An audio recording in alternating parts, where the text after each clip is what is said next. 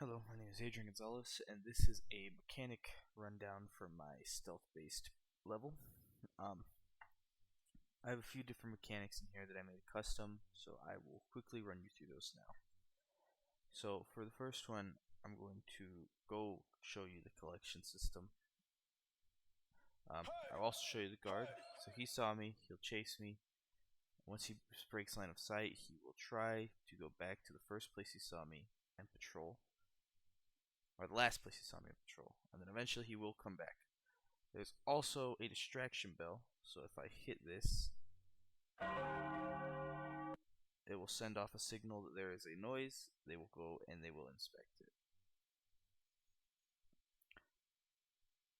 I also have a drawbridge mechanic here, which once this guy leaves, I will sneak in there, pull that lever, and it will activate the drawbridge behind me.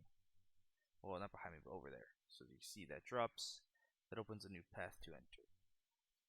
Let's see, where is this guard? There he is. Okay, so once this guard moves, I will show you the coins and the crown, which are just more pickups, but they do affect later things. So if I just pick up the crown here, I'll pick up, let's say 3, we'll do 4 coins.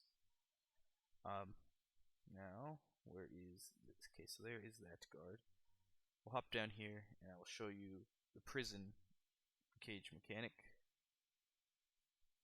So this guard is fast. Okay, so very quickly, I'll run over here.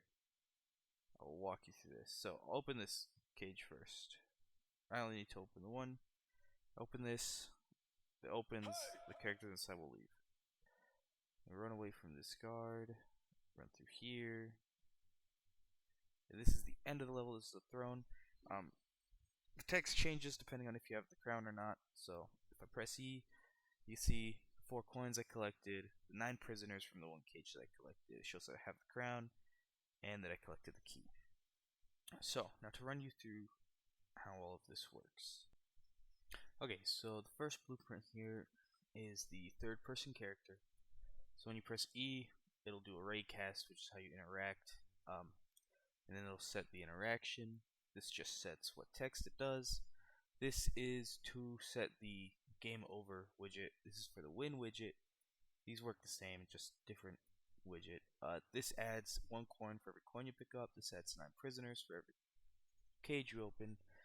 This sets to you having the key, and this sets to you having the crown. This is the win screen. These just read the variables in the player and sets them.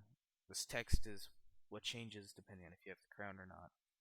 Then if you double click restart, it will restart. Double click quit, it will quit. The distraction, yet again here, just shows the info, or it tells you what to put for when you are near it. This interaction will spawn a sound at the location of the bell. Then it reports a noise event, delays, and stops that, which this lures the guards.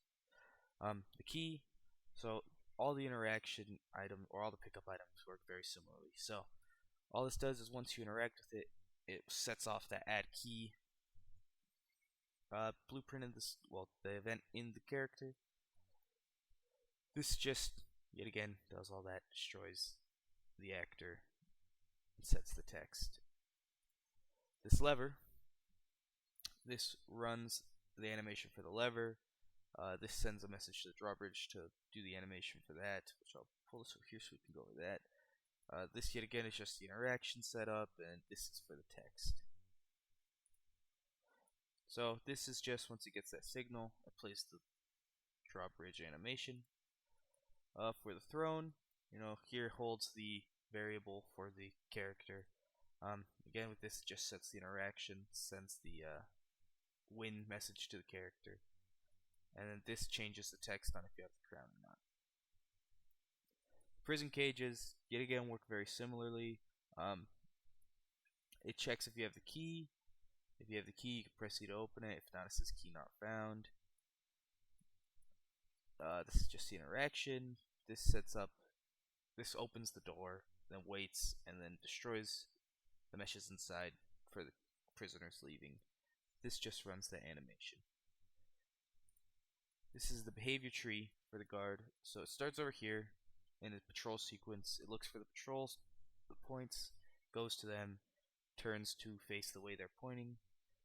This is for the investigation. It's where it moves around after it sees the character. This is for when it is alert. It'll run to the character. After it doesn't see the character, it goes to the last known position. Runs basically the same sequence over here, waits for a couple seconds. It'll do that 3 times, then it'll enter the caution state. The caution state just, it walks slower and moves back towards the patrol area. These are keys that I had to use to make it work. And this is the guard AI. This just handles the sight and hearing. It tells it what to do. So over here, if it sees the player, it'll run all this, do the hey sound.